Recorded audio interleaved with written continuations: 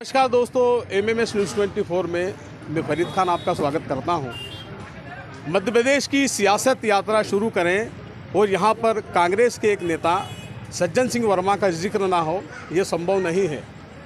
सज्जन सिंह वर्मा वो नेता हैं कि जो कांग्रेस के राष्ट्रीय स्तर पर सचिव रहे हैं, साथ ही जो भारतीय जनता पार्टी का जो एक गढ़ रहा है गुजरात, वहाँ पर भी पिछले विधानसभा चुनाव में प्रभारी रहे हैं और प्रभारी रहने के दौरान वहाँ पर भारतीय जनता पार्टी को करीब शिकस्त देने की स्थिति में पहुंचाया था कांग्रेस को। सज्जन सिंह वर्मा सोनकच्छ विधानसभा क्षेत्र से कांग्रेस के उम्मीदवार है। लंबा समय है, लंबा वक्त तय किया है सज्जन भैया ने। एक निजी रूप से एक जो लवाजमा होता है, खुद का उनका साथ चलता है। बात करें, हम कुछ विषयों पर सज्जन भैया से बात करेंगे। भैया, सबसे पहले तो आपका स्वागत है। धन्यवाद भैया। कल आप एक जो कांग्रेस के नेता जो रहे थे पूर्व में, बंडेवाला जी, मेरा सवाल वहाँ से उठेगा कि मेरी उनसे मुलाकात हुई थी। उन्होंने कहा था कि भैया की बात को मैं नकार नहीं सकता हूँ। कई बार ऐसी डैमेज कंट्रोल की स्थितियाँ आती हैं जहाँ पर आपको पहुँचाया जाता है। भैया, आपके रहते हुए देवास ज़िले में जो मुखर जो स्वर उठते हैं, इनकी रोकथाम के लिए फिर आपको सामना आना पड़ता है, तो ये उठते क्यों हैं? नहीं, देखिए, असल में क्या है कि टिकट तो 230 विधानसभा है तो 230 लोगों को ही मिलेगी।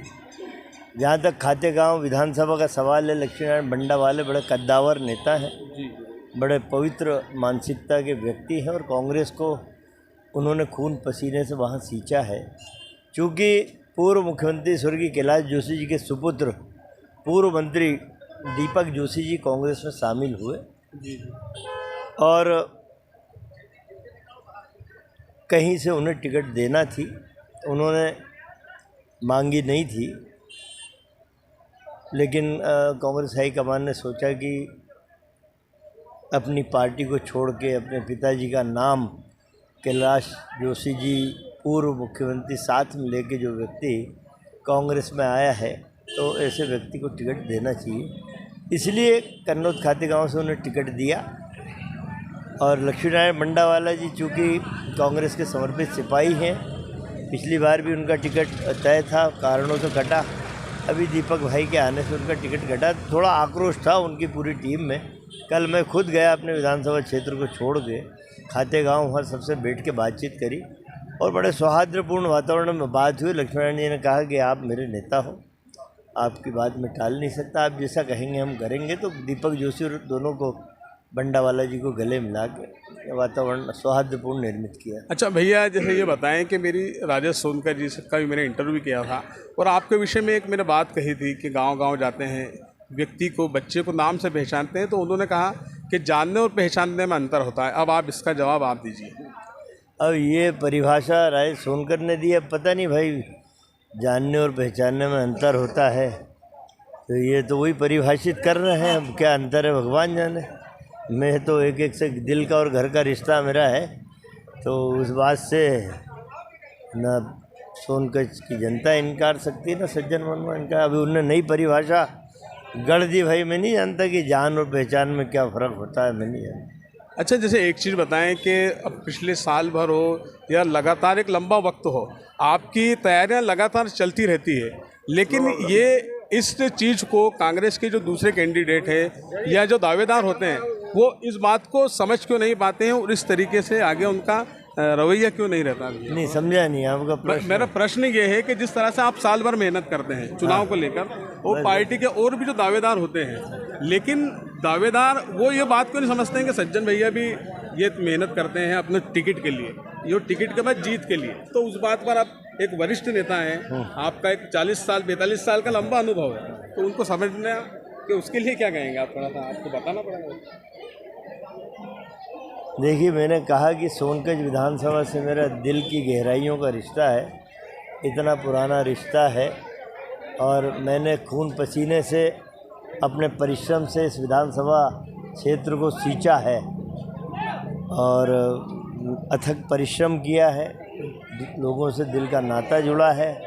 अब लोग पहचानने में दूसरे दल के, भारतीय जनता पार्टी के लोग भूल करते हैं, उसके बारे में तो मैं कोई कमेंट कर नहीं सकता। मुझे विश्वास है अपने सोनगंज विधानसभा के साथियों पे कि मेरा समर्पण उनके प्रति है, वो जानते हैं और वो निश्चित रूप से मुझे इस विधानसभा के चुनाव को हज़ारों हज़ार वोट से जिता के भेजेंगे। अच्छा, प्रदेश में जो सरकार का विषय है उसको लेकर क्या कहेंगे आप?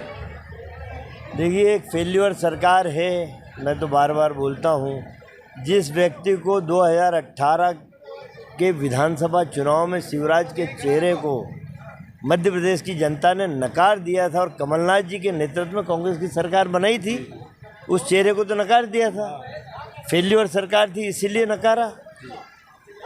आज उनका हाईकमान भाजपा का नरेंद्र मोदी के चेहरे पे चुनाव लड़ रहा। पहले तो डिक्लेयर करते थे कि हमारा मुख्यमंत्री शिवराज, हमारा मुख्यमंत्री फलाचंद।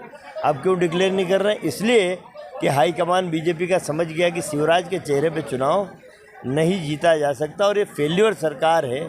अभी प्याज के ऊपर दिल्ली की सरकार ने 40% टैक्स निर्यात पे लगा दिया। आज मुझे और खबर लगी 17% और बढ़ा दिया। 57% टैक्स यदि आप निर्यात करोगे तो 57% टैक्स। प्याज के भाव आज फिर गिर गए, 60-70% कर दिया टैक्स। किस तरह की सरकार? न दिल्ली की सरकार सफल है, न शिवराज की सरकार सफल है। यूरिया मिल नहीं रहा है। 225 रुपये की थैली आती थी 2 साल पहले, 2 साल के अंदर 570 रुपये। और उधर वो कह रहा लाडली बहना मैं तुम्हारे हाथ मजबूत करूँगा, 1250 रुपये महीने दूंगा। मतलब 15,000 रुपये साल के दे रहा है बहनों, लाडली बहनों को। उसके पति जो किसान है उसकी जेब से 35,000 रुपये पहले निकाल ले रहा है। तो ये सब लोग समझ गए हैं। तो फेल्यूर सरकार है। सरकार पर कटाक्ष है, शिवराज पर कटाक्ष है, नरेंद्र मोदी प्रधानमंत्री पर कटाक्ष है। अब जनता 17 नवंबर को क्या तय करती है ये तो हमें देखना ही होगा। नमस्कार।